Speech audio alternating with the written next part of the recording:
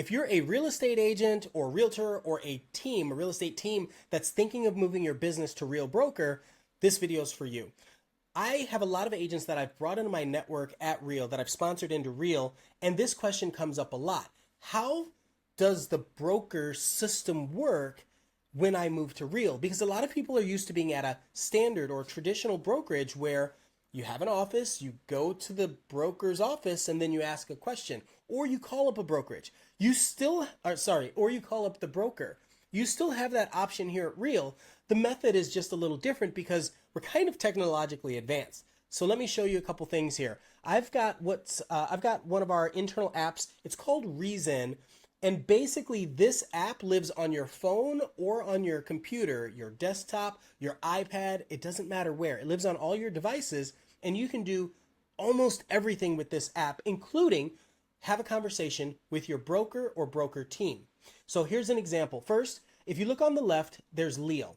Okay, Leo is our built-in AI. Think about it like a ChatGPT or a Claude or a Gemini or one of those that is made just for Real, trained on transactions at Real, trained on conversations that people have, that agents are having with their brokers, and trains on what the brokers are approving in these transactions. So Leo knows a lot about a lot. So most questions, you can just go onto Leo.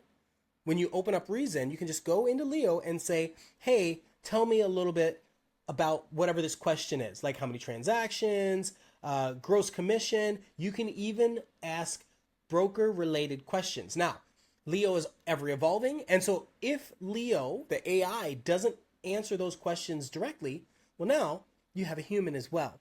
So what you do here is, if we look on Reason on my desktop, there's a office button over to the left. On your phone, it's the same thing, but it's down at the bottom.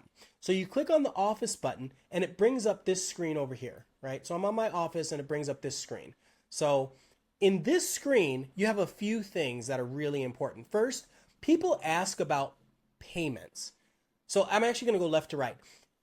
I'm in the state of Texas. I'm in the Austin, Texas area. I'm Ian of Austin. Maybe we've done some business together, or we will in the future.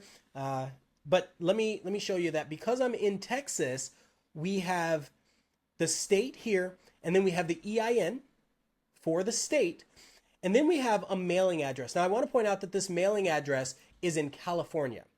There are multiple addresses in the state of Texas for our brokerage.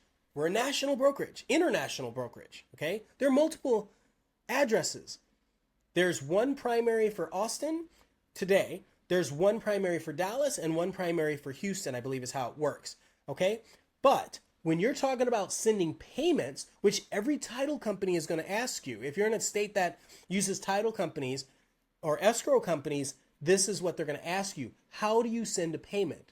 Now, I personally call all of my escrow officers and I send them my wire instructions, because we have table funding here, prior to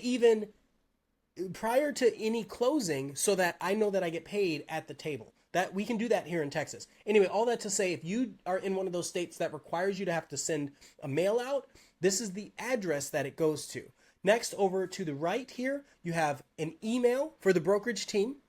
Sorry, an email for Real, a phone number for Real, and an office number. So if you have any questions, you can always call any of these numbers, any of these people, to start getting some of those answers. Now, that's just for the company as a whole and payment processing and that sort of stuff. So that's the first thing.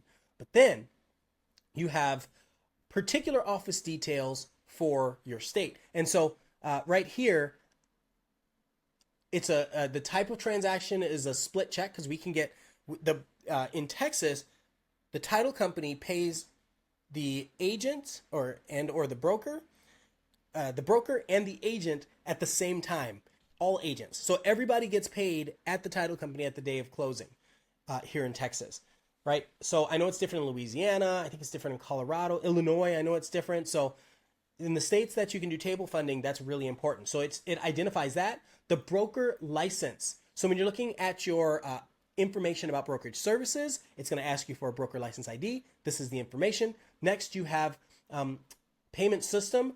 I'm not sure how that falls into play for us, so we're going to skip that today. But then, if there are any documents that are dedicated to your state, they could be in here, in this tab right here. We also have an application called WorkVivo that we're using nowadays, and it's basically like a Facebook groups for just for real broker agents. And so a lot of our brokers, at least the Texas state brokers, will go in and they'll share the documents there because there's a lot of conversations happening around it. Okay, so a couple other things. Next, we have the designated broker for the state, right? This is the broker that's responsible for everything in the state of Texas. And then we have a managing broker. So the managing broker, you can see right here, there's an email.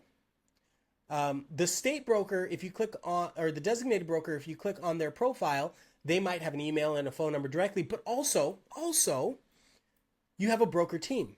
And this is huge. So I can go in here and type in the state of Texas, we have multiple, right? I want you to pay attention to a few things.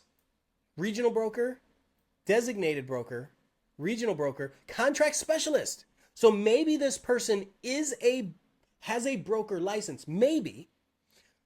But at the end of the day, if you have a question about a contract, you could probably reach out to them. So if Leo can't answer it, then Marissa might be the perfect person to call instead of asking our broker. Now, if you're not comfortable with that, then you can call one of the broker teams. So in the state of Texas, because we have so many transactions, we have thousands of transactions going through in the state of Texas.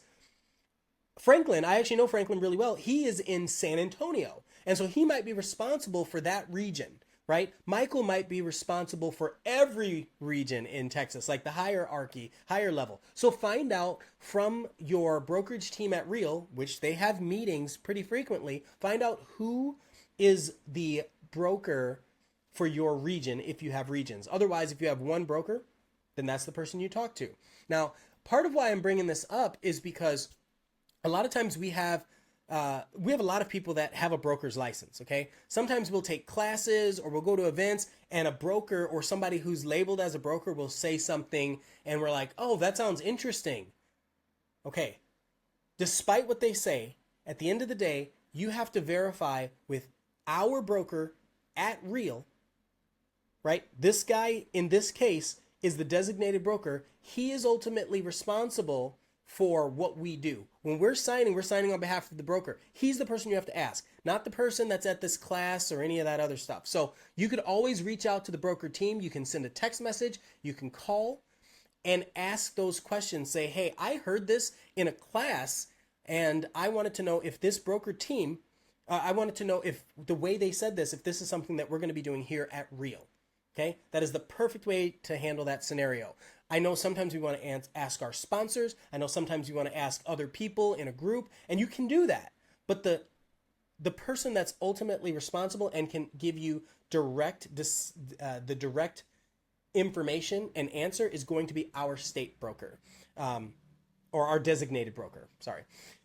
If our designated broker is busy or out of office, then you can reach out to the managing broker, right? You can see that right here. So all that to say, we have a broker team that you can reach out to at any time and ask these questions.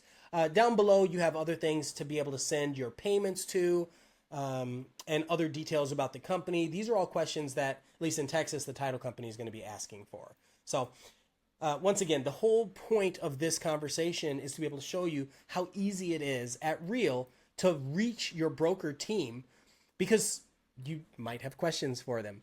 Hopefully this is valuable and informative. And if you have any questions, feel free to reach out to me. You can hit me up at Ian of Austin on Instagram, and we can talk through this. And if you're interested in talking about joining R.E.A.C.H or moving your business to R.E.A.C.H, I'd love to have that conversation too, because R.E.A.C.H is an incredible, incredible brokerage.